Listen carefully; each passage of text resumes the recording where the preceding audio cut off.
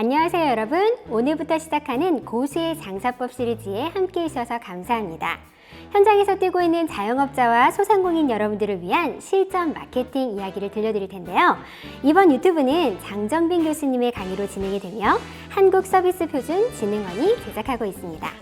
오늘 첫 번째 시간에는 많은 분들이 착각하고 계시는 고객 만족에 대해서 이야기를 나눠볼 텐데요. 장 교수님 안녕하세요. 네, 반갑습니다. 안 선생님. 오늘은 정말 중요한 얘기를 해드리고 싶습니다. 제가 얼마 전에 한 미용실 사장님을 뵀었는데요. 저한테 이런 질문을 하더라고요. 교수님, 고객 만족이 중요하다고 하는데 우리 같은 소상공인들이나 자영업자들이 정말로 고객을 감동시킨다 하는 것은 쉽지가 않잖아요. 도대체 어디까지 서비스를 제공해야 되나요? 저는 이런 질문에 대답하면서 제가 깨닫게 된 것은 많은 자영업자나 소상공인 분들이 고객 만족에 대해서 잘못 생각하고 있구나. 잘못 생각하기보다는 관점을 바꿀 필요가 있구나. 이런 생각이 들었었습니다. 먼저 여러분께 충격적인 데이터 하나를 보여드릴게요. 1980년대 초에 제록스가 고객 만족도 조사를 실시한 적이 있는데요.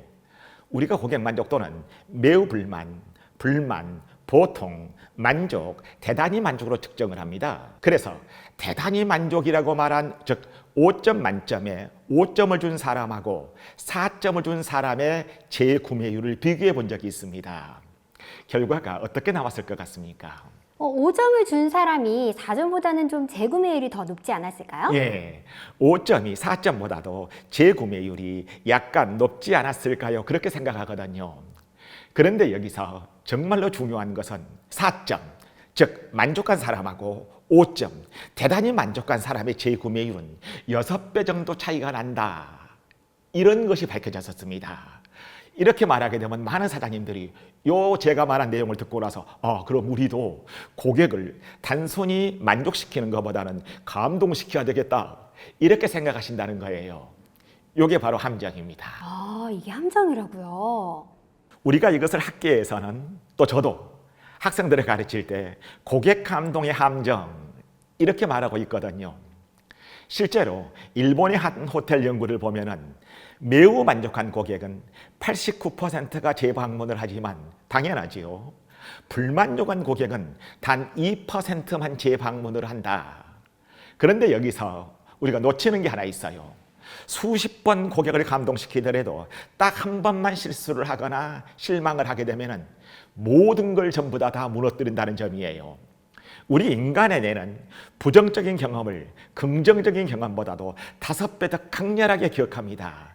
이걸 우리가 부정편향이라고 그러는데요. 그래서 고객을 감동시키는 것보다 더 중요한 것은 고객을 실망시키지 않는다. 이 점이 대단히 중요합니다. 그런데 여기서요. 바로 천장효과라는 개념인데요. 우리가 서비스 수준을 계속해서 끌어올리게 되게 되면 고객의 기대치도 계속해서 그만큼 상승한다는 점입니다. 제가 알고 있는 어느 고급 호텔 얘기를 해드릴까 합니다. 이 호텔은 VIP 고객들에게 객실에 샴페인과 과일을 준비하기 시작했었어요. 처음에는 고객들이 와 이런 서비스까지 라며 감동했겠죠. 그런데 6개월이 지나고 1년이 지난 다음에는 어떻게 됐을까요? 익숙해졌을 것 같아요. 그럴 것 같습니다. 그런데 여기서 진짜 심각한 것은 고객들이 이제 샴페인 브랜드가 마음에 안 든다, 과일이 신선하지 않다 이런 불만을 제기하기 시작한 거예요. 우리가 고객을 감동시키려던 서비스가 오히려 고객의 불만을 불러일으키는 단초가 된 거지요. 이게 바로 노벨 경제학상을 수상한 데니얼 카네만이 말한 쾌락 적응이에요. 자꾸 쾌락을 반복해 주다 보게 되면 거기에 적응이 돼서 무뎌진다. 이런 뜻입니다. 여러분, 요 화면의 그래프를 한번 볼까요? 요 그래프는 많은 사람들이 좋은 일을 경험했을 때의 행복도 변화를 잘 보여주고 있습니다. 처음에는 그래프에서 보는 것처럼 행복도가 확 올라가지요. 그런데 시간이 지나가면서 어떻게 될까요? 점점 원래 수준으로 되돌아간다는 점입니다. 실제 데이터를 보면은 로또 당첨자들이 처음 몇 개월 동안은 극도의 행복감을 느끼지만은 1년 후에는 당첨점과 비슷한 행복도를 보인다고 해요. 이런 얘기 많이 들어보셨지요? 신기하죠? 연봉이 2배로 오른 사람들도 6개월 후에는 그 기쁨이 그냥 옛날처럼 평범해져 버립니다. 인간은 좋은 것, 쾌락적인 것에 금방 익숙해져 버리거든요. 이건 고객 서비스에서도 똑같이 적용됩니다. 감동의 수준이 일정 기준 이상으로 올라가게 되면 그 이후에는 아무리 잘해도 추가적인 감동을 일으킬 수가 없어요. 오히려 조금만 실수를 하더라도 고객은 실망을 넘어서 분노하게 되는 것이지요. 실제로 한국의 한 프리미엄 커피 체인에서 고객 생일에 무료 음료 쿠폰을 제공하기 시작했는데요. 2년 후에는 고객들이 쿠폰 유효 기간이 너무 짧다, 메뉴 선택권이 제한적이다 라면서 오히려 불만을 표현하더라고요. 감동을 시키려던 것이 오히려 고객의 권리가 되어버린 것이지요. 그럼 어떻게 해야 될까요? 바로 그 대답은 거대한 감동이 아니라 작은 기쁨을 주는 데 있습니다. 저는 이것을 마이크로 밸류 마케팅 이렇게 부르거든요. 사례를 좀 들어볼까요? 서울 홍대의 한 작은 베이커리 사례를 들어보겠습니다. 여기서는 고객이 선물용이에요 하고 말하면서 포장지 안쪽에 작은 스티커를 붙여줘요. 소중한 분께 전하는 마음입니다라는 한 줄 문구가 전부인데요. 비용은 스티커 한 장, 단 50원 남짓이지만은 고객들에게는 몇 배의 가치로 인식이 되는 점입니다. 정말 간단한 아이디어네요. 부산의 한 동네 카페에서는 라떼를 주문한 손님에게 그날의 기분에 따라서 작은 메시지가 적힌 손글씨 포스트잇을 컵에 붙여줘요. 오늘도 당신 덕분에 우리 가게가 따뜻해집니다 라는 문구인데요. 사실 돈이 전혀 들지 않지만은 고객은 자신이 특별한 존재로 느껴지게 된다는 점입니다. 이 카페의 단골 고객 비율이 동네 다른 카페들보다도 30% 이상 높아졌다는 얘기를 들은 적이 있습니다. 그래서 중요한 것은 이처럼 작은 배려가 고객의 기대치를 과도하게 올리지 않으면서도 기억에 남는 경험을 만든다는 것이에요. 고객을 저기 천장 끝까지 데려가는 것이 아니라 일상 속에서 작은 기쁨을 주는 것이지요. 요 마이크로 밸류 마케팅이라는 개념을 꼭 기억하시기 바랍니다. 그럼 실제로 어떻게 현장에서 실천을 해야 될까요? 여러분, 요 세 가지 원칙을 꼭 기억하세요. 첫째는 아까 말씀드린 것처럼 기대 이하의 불편을 줄이는 것이 감동 이상의 효과를 만든다는 점입니다. 고객이 이 정도는 당연하지 라고 생각하는 기본기를 철저히 지키세요. 둘째로는 예측 가능한 일관성을 유지하세요. 어떤 날은 친절하고 어떤 날은 무뚝뚝하고 어떤 날은 상냥하고 어떤 날은 허술하게 대하고 이러면 고객들이 아주 혼란스러워해요.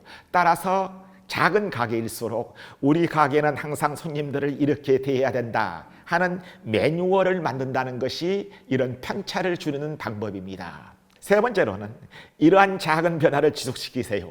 매일 똑같은 서비스보다는 이러한 작은 변화를 통해서 신선함을 계속 유지시켜 나가세요. 네, 정말 실용적인 조언이네요. 감동은 요란함이 아니라 진정성에서 온다는 말씀이 정말 인상적이었어요. 네, 딱 그 점입니다.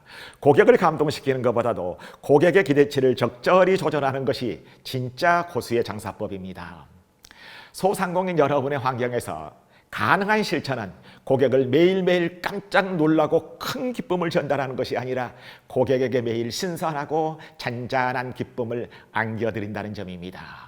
네, 교수님, 시청자분들께서 궁금하실 것 같은 질문 몇 가지를 드려볼 텐데요. 첫 번째로 예산이 정말 빠듯한 소상공인도 이러한 마이크로 밸류 마케팅을 실천할 수 있을까요? 네, 아주 좋은 질문입니다. 사실 소상공인들의 자영업자들이 돈이 그렇게 많이 쌓아놓고 장사를 하는 분이 아니거든요. 그런데 말씀드린 것처럼 마이크로 밸류라는 말에서 드러난 것처럼 오히려 예산이 적고 작은 것일 때 더 효과적이에요.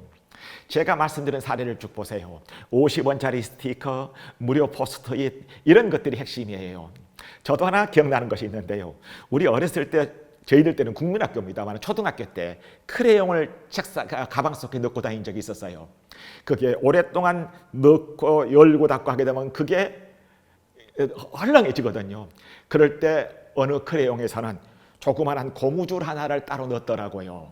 이처럼 아주 작은 것들이 고객을 감동시키고 신선하게 만족감을 유지하는 핵심이 된다. 중요한 것은 돈이 아니라 내 마음속의 진심입니다. 고객의 이름을 기억해 주면서 그 사람의 취향을 알아봐 주게 되면서 이런 것들은 아까 문방구에 크레용에 작은 고무줄 하나는 전혀 비용이 들지가 않아요. 네, 이번에는 두 번째 질문인데요. 직원들에게는 그럼 이런 마인드를 어떻게 전파할 수 있을까요? 그렇지요. 사장님 혼자 하는 것이 아니라 직원들과 다 같이 해야 되거든요. 우리 직원들에게도 고객을 감동시켜라 이렇게 말하면 대단히 부담스러워합니다. 대신 우리 고객들이 기분 좋게 저문을 나갈 수 있도록 작은 도움, 신선한 도움을 주자 이렇게 얘기해 보세요. 그리고 직원들이 그러한 점을 실천했을 때 반드시 인정해주고 칭찬해주고 고객이 저렇게 좋아하니까 나도 기쁘다 하는 방법으로 우리 직원들의 행동을, 습관을 칭찬해 주도록 하세요. 네, 감사합니다. 마지막으로 오늘 강의 중에서 정말 이거는 꼭 기억하셨으면 좋겠다. 우리 교수님이 강조하고 싶으신 내용 있을까요? 바로 오늘 제가 가장 강조하고 싶은 것은 앞에서 말씀드린 바와 같이 감동은 아주 요란함에서 오는 것이 아니라 마음속에 진정성에서 온다 이런 점이에요. 고객을 감동시키는 것보다도 고객의 기대치를 적절히 조절하는 것이 진짜 고수의 장사법이다. 결론적으로 이제 고객 감동을 다시 한번 그렇다면 정의해 봐야 돼요. 우리가 더 큰 이벤트, 더 강렬한 놀라움이 아니라 더 작고 지속적이고 꾸준한 작은 배려가 오히려 더 깊은 인상을 남긴다는 점입니다. 소상공인 여러분의 환경에서 바로 가능한 실천은 고객을 매일 깜짝깜짝 놀라게 하는 것이 아니라 고객에게 매일 잔잔한 기쁨을 안겨주는 점입니다. 이런 작은 변화가 쌓이고 쌓이면 여러분의 가게가 고객에게 감정적으로 소속된 장소가 된다는 점입니다. 그게 바로 진정한 우리 가게만을 고객들이 애착을 갖게 하는 고객 충성도입니다. 네, 정말 와닿는 조언이었는데요. 오늘 말씀 너무너무 좋았는데요. 다음 시간엔 또 교수님 어떤 이야기를 들려주실 예정인가요? 다음 시간에는 고객의 성공 경험까지 책임지라에 대해서 얘기해 보도록 하겠습니다. 마케팅적 사고가 무엇인가, 그리고 서비스의 끝이 어딘가 이런 점에 대해서 얘기해 보도록 하겠습니다. 네, 다음에 배울 내용도 굉장히 기대되네요. 오늘 배운 내용도 여러분 잘 실천해 보시고요. 우린 다음 시간에 또 만나요.